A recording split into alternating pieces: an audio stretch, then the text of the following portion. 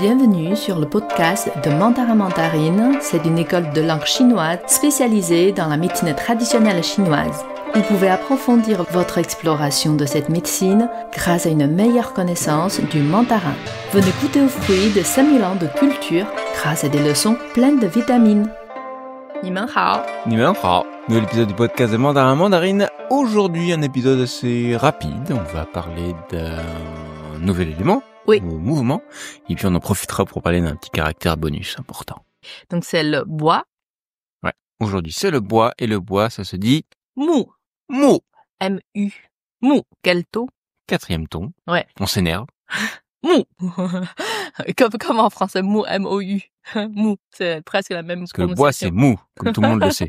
prononciation. Ce bois est vraiment mou! Et voilà. C'est comme ça qu'on retient. Ouais, c'est vrai. Donc, ce qui est intéressant avec ce caractère, c'est que ça fait partie ces idéogrammes qui sont vraiment visuels, qui a été fait pour représenter ce qu'il évoque, et donc un arbre. Très ancien aussi comme caractère. Ah bah oui, oui. Dans l'ancienne version, on voit presque des racines en bas et des feuilles en haut. Oui, oui, oui. Ce caractère-là, le caractère que vous voyez aujourd'hui tous les jours, vous le retrouverez dans énormément d'autres caractères, puisqu'il sert de clé à beaucoup d'idéogrammes. Ouais, donc comme ce qu'on a dit, presque tous les éléments, 5 éléments, ça sert des clés pour composer des caractères. On avait parlé du feu. Là, c'est l'arbre, le bois. Vous pouvez deviner quel genre de caractère qui porte ce genre de clé, cette clé. Caractères qui ont un rapport avec les arbres. Ouais, déjà, tous les noms des arbres. Donc, Oui, il est en sûr. français, genre, sapin, peuplier, sol, C'est ouais, ça, sol, tout ça. Et aussi, souvent, les choses qui font de manière générale avec du bois. Par exemple, colonne, et aussi beaucoup d'objets à l'origine qui étaient faits avec le bois. On retrouve aussi souvent ce caractère, comme le lit, la table. Ouais, oui, tout à fait. Ce genre de caractère, la chaise. Ouais, comme ce qu'on a dit aussi, on peut doubler, même tripler ces éléments pour composer des nouveaux caractères. La dernière fois, on avait parlé du feu, 2 feux, 3 feux. Et le bois, pareil. On peut doubler quand c'est 2 bois. Ouais. Ça se prononce lin. Lin. L-I-N. C'est le lin de Shaolin. Ouais, voilà, c'est vrai. Shaolin. Donc, au 2e ton, lin. Enfin, du bois. Moins Shaolin vit dans un bois. Ouais, Shaolin. Lin, en fait, c'est pas la forêt encore, mais il a beaucoup d'arbres. Ouais. Donc, 2 bois, gauche, droite. Mais attention, quand on écrit sur l'écran, vous voyez, en fait, du coup, à gauche, le dernier trait à droite. Oui. C'est un peu plié pour laisser la place à... C'est ça, il veut pas jusqu'au bout. La partie la branche droite. Est coupée. Voilà, c'est ça. C'est le cas pour la plupart des caractères qui servent de clé. Ils ont toujours une écriture légèrement différente. Ouais. C'est pour trouver une harmonie globale avec d'autres parties. Et puis, ça permet aussi, mine de rien, de séparer un caractère d'un autre. Ouais, c'est ça. Donc, ça, c'est 2 bois, mais on peut aussi mettre 3 bois. Bois, c'est la forêt. Mais là, dans ce cas-là, il y a 1 bois en haut et 2 bois en bas. Oui. Et aussi, du coup, ce qui est en haut, donc il a toute la place. Tous les traits sont bien étirés. Ouais. Bah, par contre, la place la moins favorable, en bas, à gauche, et le dernier trait un peu plié. Voilà. Bah, en fait, on retrouve la même chose que le lin, simplement avec un arbre dessus. C'est ça. Et ça se prononce sen, S-O-N, premier ton. Sen. Sen. Et donc, ce qui est drôle, c'est que pour dire la forêt, on dit souvent senlin, donc bois. Ouais, donc sen, c'est la forêt. Donc, on voit clairement des caractères. Il a plus d'arbres. Du coup, c'est plus la forêt. En français, on dit la forêt et le bois. C'est vrai, on enchaîne souvent les deux. D'abord, sen, forêt, après bois, senlin, pour dire la...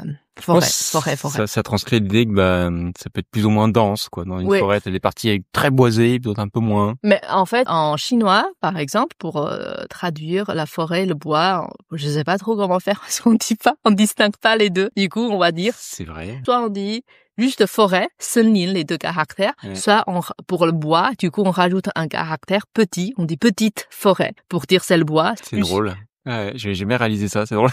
Ouais. Et du coup, si on calcule selon la date de naissance de quelqu'un et qu'on remarque qu'il lui manque du bois, souvent on aime bien donner ces caractères-là ou un caractère avec la clé du bois. Oui, notamment ce lin est très très très utilisé dans les prénoms. C'est très très utilisé. D'ailleurs, lin, juste de deux bois, c'est aussi un nom de famille assez répandu.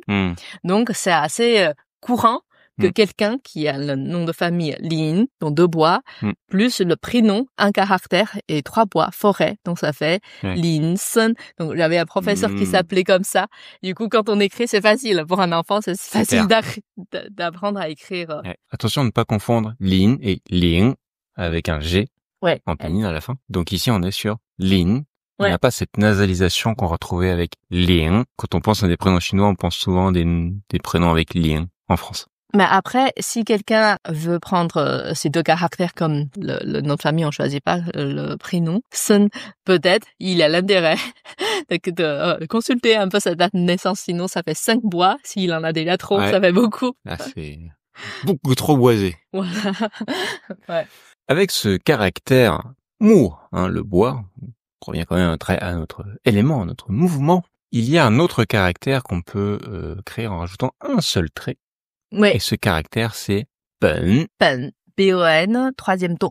Pen. Troisième ton. On descend, on remonte. Donc là, si vous regardez l'écriture sur l'écran, vous voyez, en fait, il y a juste un trait horizontal en bas, de plus que l'élément bois. Vous pouvez deviner. Donc, on met un trait en bas sur l'arbre. On est sur la partie basse de l'arbre, donc en fait, on peut parler de ses racines. Oui, du coup, c'est pour montrer la racine d'un arbre.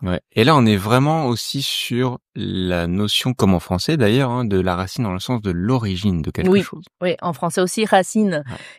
Qui veut dire racine concrète, mais ou racine abstraite. En chinois aussi, surtout dans la médecine chinoise, on parle souvent des symptômes et causes, parce que c'est un des principes de la médecine chinoise. Même tous les deux, on a mal à la tête, mais peut-être provoqué par des différentes causes. Du coup, si on n'attaque pas la cause, les symptômes vont persister. Du coup, c'est important de différencier nos deux personnes, de trouver la cause différente. Donc, cette notion-là, en médecine chinoise, on dit souvent biao pen. Biao pen. B-I-A-O, biao, premier ton, pen. P-E-N, justement ce caractère. Donc, biao pen. Biao veut dire symptôme, donc pen, voilà, racine, ou dans le sens l'origine, cause des maladies. La cause. Alors c'est pareil, c'est un caractère pen, c'est très très utilisé dans beaucoup de mots de vocabulaire. Là, donc c'est la racine. Et Florent, regarde, il a un autre caractère. Quand c'est comme ça, il y a un trait. Ce trait qui est en bas est déplacé en haut, qui est légèrement plus long que l'autre trait en bas. D'après toi, ça signifie quoi?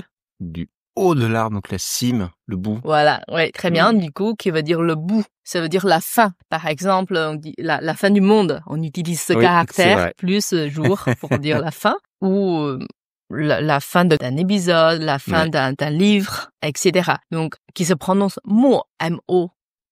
Mo. Il a même une expression pour dire on a inversé la racine et la cime. Littéralement, ça veut dire ça. En fait, on s'est trompé dans l'ordre de ce qu'il fallait faire. Voilà. On a mis la charrue avant les bœufs. Ça veut dire quoi? C'est exactement ça. La charrue, c'est l'outil pour l'agriculture qui est tracté par des bœufs. Et donc, tu t'as installé la charrue, mais t'as pas pris les bœufs. Ah oui. C'est dans le mauvais ordre. On a trompé de priorité, genre. C'est ça. C'est exactement ça. Genre avec les enfants et l'eau. Donc on a jeté les enfants, c'est ça? Jeter le bébé avec l'eau du bain. Voilà. Ou en fait, on écrit un texte. On a passé 10 pages sur un truc pas important. On a passé 2 lignes sur le sujet du texte. Du coup, on a dit, on a inversé le pen et mo, la racine et la cime. Donc ça, c'est pen mo. Voilà. C'est tout. Du coup, aujourd'hui, on a parlé de l'élément bois, mu. On vous a donné aussi 2 caractères en plus. Déjà, double bois et triple bois. Donc, ça fait sun, lin. Oui, donc sun, c'est le triple et lin, c'est le double. Donc vous pouvez bien sûr deviner le sens forêt, bois. Bois, bois, bois, bois, bois. Voilà. Et aussi, la racine des choses, c'est pen. Donc, biao pen, symptôme et cause. Et aussi, à la fin, on a dit, il a aussi la cime. Donc, c'est la fin. Mo, pen, mo. 4e ton. Et ben voilà. Et on se retrouve pour un autre élément. Prochain épisode. Zaijian. Voilà, c'est la fin de cet épisode. Vous reprendriez bien un nouveau concentré de culture et de langue mandarine. N'hésitez pas à vous renseigner sur mandarinmandarine.fr. Tenez vos jus.